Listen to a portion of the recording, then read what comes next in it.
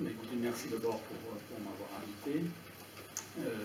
Mon exposé sera effectivement factuel, c'est-à-dire que je vais éviter de porter une appréciation sur ce que je vais rapporter, même si c'est difficile parce que la société civile en Turquie et surtout son évolution est très mouvante.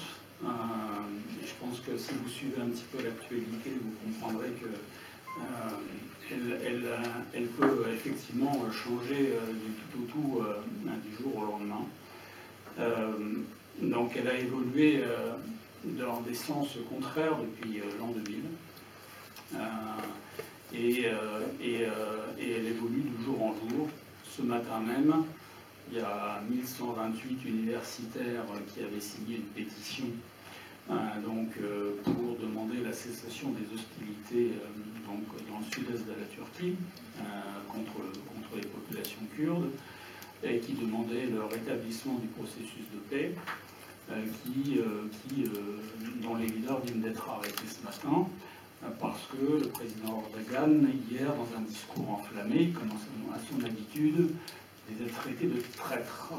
Donc ils sont traîtres à la nation au titre de l'article 301 du Code pénal turc, qui, je vous le rappelle, sanctionne tous les propos qui sont une insulte à la nation kurde, à la République de Turquie et au Parlement turc. C'est un article fourre-tout où il y a plein de gens qui se font effectivement incriminer pour plein de raisons. Alors, c'est un pays contrasté parce qu'entre 2000 et 2013, on a assisté à une libéralisation dans plein de domaines, à la fois politique, économique, religieuse. Et on a aussi observé des concessions très positives vis-à-vis des minorités, en particulier kurdes, puisqu'il y a un processus de négociation qui s'est mis en place, mais pas seulement, également vis-à-vis d'autres minorités. Simplement, depuis quelque temps, on assiste effectivement à une personnalisation du pouvoir et une dérive très autoritaire du nouveau président qui fragilise un petit peu plus une société civile qui est déjà bien fracturée pour des raisons à la fois historiques mais aussi constitutionnelles et aussi en raison de tout ce mouvement d'islamisation de la société que l'AKP, effectivement, a apporté depuis son arrivée aux manettes. Donc la Turquie vit une crise multidimensionnelle aiguë, et je dois vous avouer que bien malin serait celui qui peut prévoir ce qui va se passer demain. Et je vais revenir un petit peu sur justement cette structuration de la société civile en remontant un petit peu dans l'histoire. Ce que d'autres intervenants ont fait aujourd'hui, je pense qu'effectivement c'est important de comprendre comment s'est formée la société civile. Alors évidemment, si on la prend sous son angle, je dirais sous sa définition de la vie associative, la vie associative a démarré dans les années 1850 et elle s'est développée jusqu'à la fin de l'Empire ottoman et c'était essentiellement en fait une société civile qui se concentrait autour des fondations religieuses, donc des fondations musulmanes ou non musulmanes, qui à la fois avaient la gestion du culte et la gestion de leurs biens, c'est-à-dire les biens immeubles. Il faudra attendre la nouvelle constitution, le code civil, à partir des années 1926, pour voir émerger des associations, de droit civil, qui, elles vont avoir très peu de rôle finalement et d'impact politique et sociale sur la vie publique. Et la troisième étape, c'est effectivement à partir de la fin des années 1980 qu'on va assister à la mise en place d'organisations, alors qu'on dit organisation de la société civile, bon, je les appellerai pour simplifier ONG, même si le terme effectivement est un petit peu fourre-tout lui aussi. Mais à la fin des années 80, pour rappel, c'est le retour sur la scène politique de Nekmetin Erbakan, donc le Parti de la Prospérité. C'est déjà, enfin bon, c'est le maître à penser du président Erdogan. Et donc on voit arriver déjà certaines ONG donc dans son sillage. La dernière étape, ce sera effectivement l'arrivée au pouvoir de l'AKP et effectivement la création de nouvelles ONG qui vont participer et accompagner le mouvement d'islamisation de la société turque. Alors, quelques chiffres.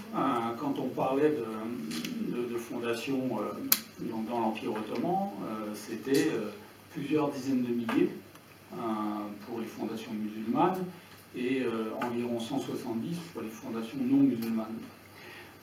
Bon, la particularité, c'est qu'il n'y avait aucun enregistrement administratif, c'était la volonté du sultan. C'était lui qui donnait des serments impériaux et qui donc autorisait ces fondations à opérer. Ce qui a posé des problèmes administratifs à partir de 1936, puisqu'on leur a demandé d'enregistrer leurs biens, et en 1974, il y a eu une remise en cause de tous les biens de ces fondations. Bon, chose qui a été rectifiée en 2011 par la suite. Aujourd'hui, quand on parle du nombre des ONG actives, parce qu'il y en a 200 000 inscrites, mais il y en a à peu près 80 000 qui sont actives, dont plus de la moitié ont des activités à but social. Mais on a vu aussi fleurir des ONG défendant le droit des femmes, des ONG donc à but éducatif ou sportif. Alors, les organisations de la société civile sont tiraillées, elles aussi, par les multiples contradictions de la Turquie. Elles connaissent un développement très dynamique, mais la réalité de leur influence sur la vie publique, en fait, est assez limitée. Précisément en raison des fractures sociales, donc économiques, politiques, culturelles ou religieuses qui sont présentes entre elles, d'une part, mais aussi de l'inadéquation de leurs compétences et ressources d'autre part. Donc on a évoqué effectivement le pouvoir de l'argent dans le monde des ONG, et là, en effet, les ONG turques subissent la même règle, c'est-à-dire que c'est les subventions publiques qui les font vivre. Or, et là c'est intéressant de revenir sur une autre spécificité de la Turquie, c'est l'importance de la religion dans la gestion de ce pays. Bon, comme vous le savez, ce n'est pas un pays laïque, mais un pays laïciste, c'est-à-dire que c'est un pays musulman, qui se dit laïque, mais bon, qui en réalité, c'est un pays où la religion est contrôlée par l'État, puisque la présidence des affaires religieuses, le Diyanet, est une administration. Voilà. Donc c'est le 16e budget du gouvernement turc, environ 2,5 millions de dollars, 2,5 milliards de dollars. Ils emploient 100 000 personnes et ils gèrent 77 500 mosquées. Donc c'est un État dans l'État. Et alors la particularité, c'est qu'ils ne financent que la confession sunnite. C'est-à-dire que les Alévis, qui représentent à peu près 10% de la population, ne sont pas financés par ces deniers publics, parce que d'une tradition chiite, mais purement anatolienne, qui n'a rien à voir avec le chiisme iranien, par exemple. Donc vous voyez les lignes de fracture qu'il y a et la manière dont l'argent public est finalement discrimine les ONG.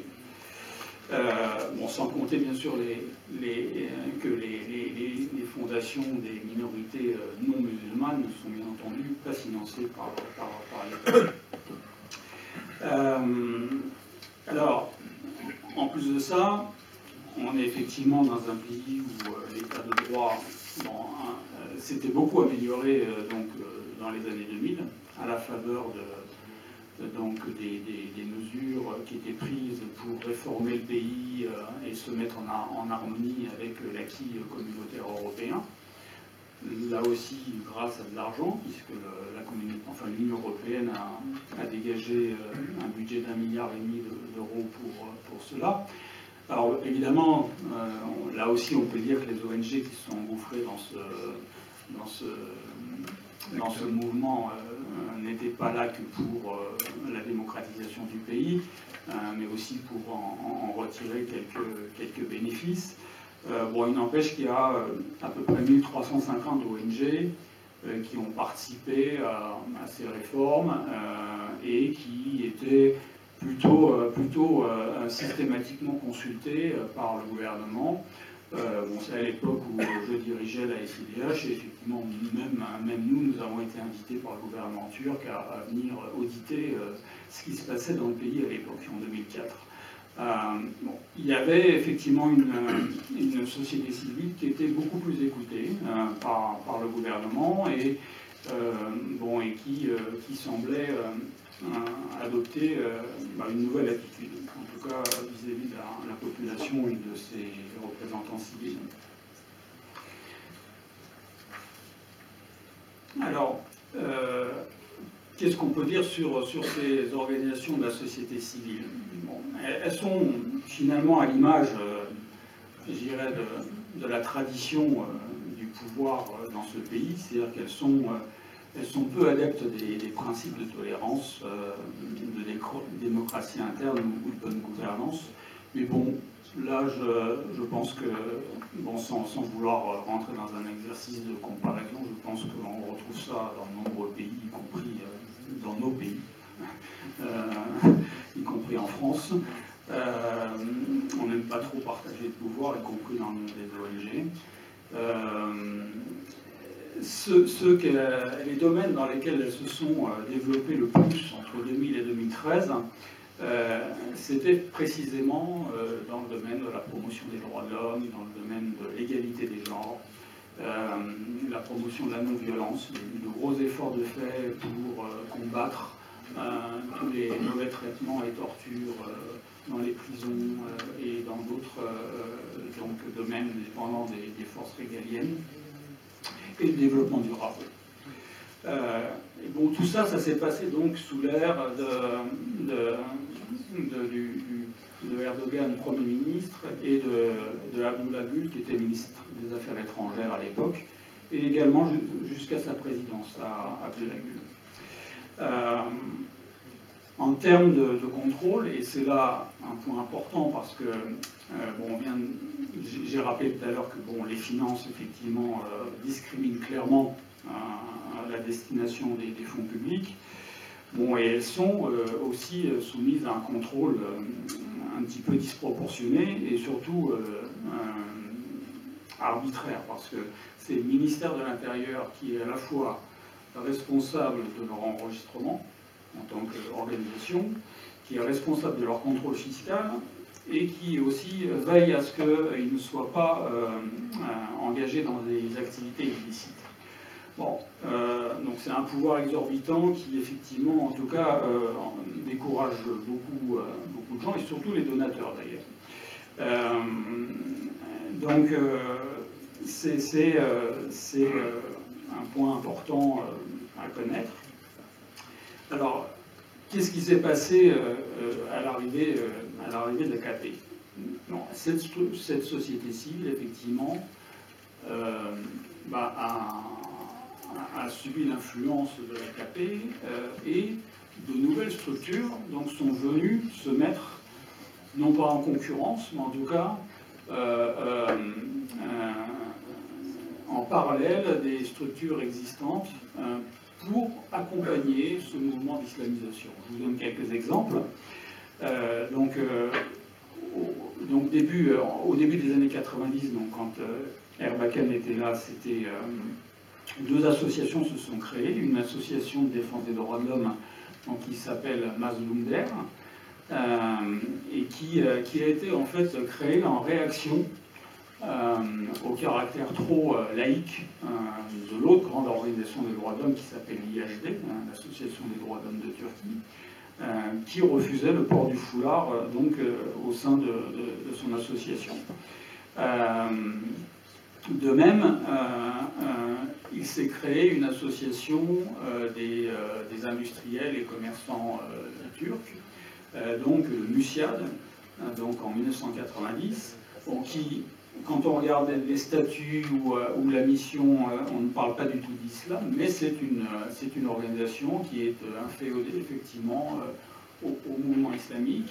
Et on a vu que très récemment, ces prises de position en opposition au TÜSİAD, donc le TÜSİAD c'est le MEDEF turc, c'est le grand patronat, et notamment quand il y a eu ces manifestations au parc des Gezi, et donc la répression de la jeunesse qui manifestait, le TÜSİAD a pris ses distances et a critiqué le pouvoir pour la mauvaise image, et puis parce que ce n'était pas du tout dans les valeurs qu'il défendait, alors que le MÜSİAD a adopté une attitude beaucoup plus complaisante vis-à-vis du pouvoir.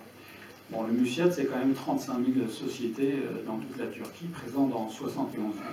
Donc c'est la nouvelle bourgeoisie patronale, entre guillemets islamique. Les deux plus récentes organisations, c'est des organisations de femmes. Elles ont été créées en 1999. Donc une qui s'appelle AGDER, c'est l'association des femmes contre la discrimination, qui défend tout simplement le droit des femmes à porter le foulard. Une deuxième, qui s'appelle Özgür Der, donc Association pour la liberté de pensée et les droits éducatifs, créée à la même période, qui se bat contre le modernisme féminin et en faveur du port du foulard. Donc vous voyez, cette structuration de la société civile accompagne et crée de nouvelles fractures en fait au sein de la société. Je vais vous raconter une anecdote que j'ai eu l'occasion d'entendre fin novembre à Istanbul. Donc c'est une universitaire qui est tout à fait européenne dans son style de vie, c'est libre y compris au niveau vestimentaire, et qui m'expliquait que dans le métro, c'est un petit peu comme à Paris ou dans d'autres grandes villes du monde, les femmes essayent de se protéger des attouchements des hommes, notamment dans des métros qui sont encombrés, et en général, elles essayent de se mettre le dos contre la paroi des métros, contre la paroi. Et un jour, elle était adossée à une paroi, et il y a une jeune femme qui rentre avec son foulard autour de la tête, et qui lui dit « Ma sœur, laisse-moi ta place ». Alors, cette amie lui dit « Mais pourquoi ?» Alors, elle lui répond très brutalement « Parce que toi, si on te touche, c'est pas grave ». Je ne sais pas si vous vous rendez compte de la violence sociale que cela veut dire. Entre femmes, en plus. Donc, c'est une fracture importante et très grave pour la société turque. Alors, évidemment, c'est Istanbul, me direz-vous. Et c'est vrai qu'en province, on aurait moins ce genre de fracture. Parce que la province est quand même beaucoup plus islamisée que les grandes métropoles.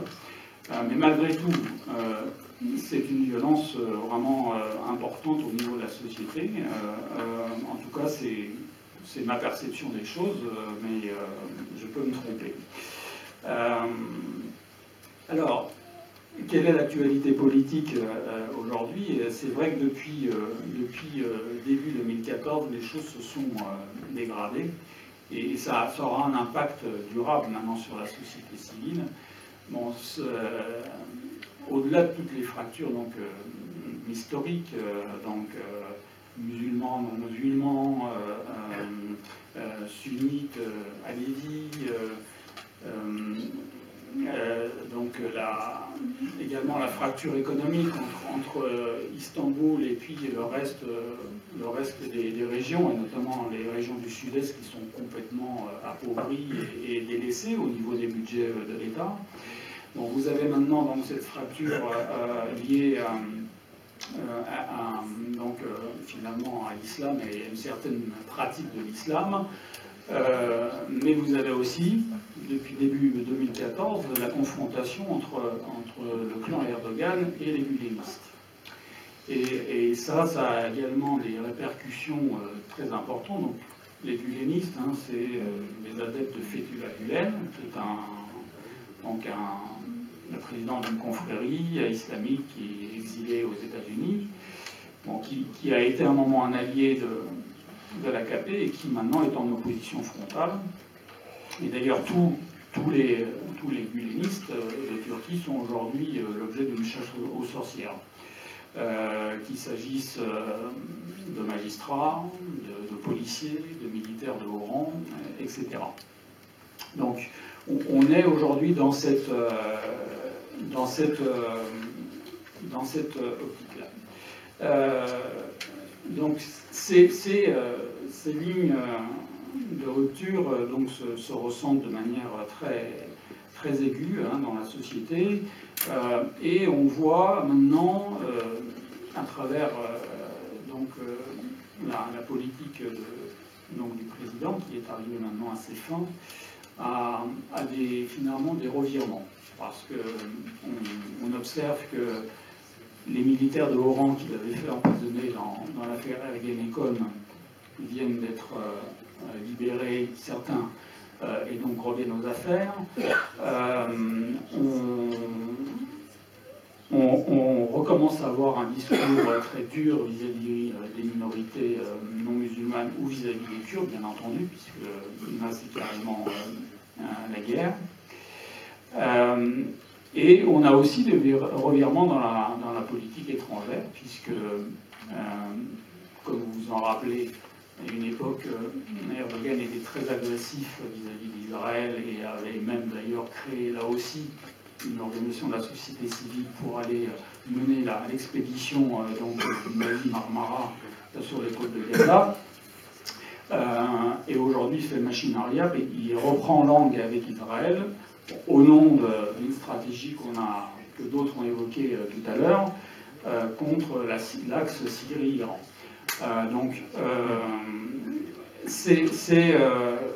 Aujourd'hui, c'est très difficile de savoir effectivement où va la Turquie en raison de toutes ces fractures, mais le seul espoir que je forme, c'est que la société civile est divisée, mais c'est un pays qui a une formidable jeunesse. Et cette jeunesse qui était effectivement dans les rues à Istanbul, à Gezi, on va voir comment elle va réagir.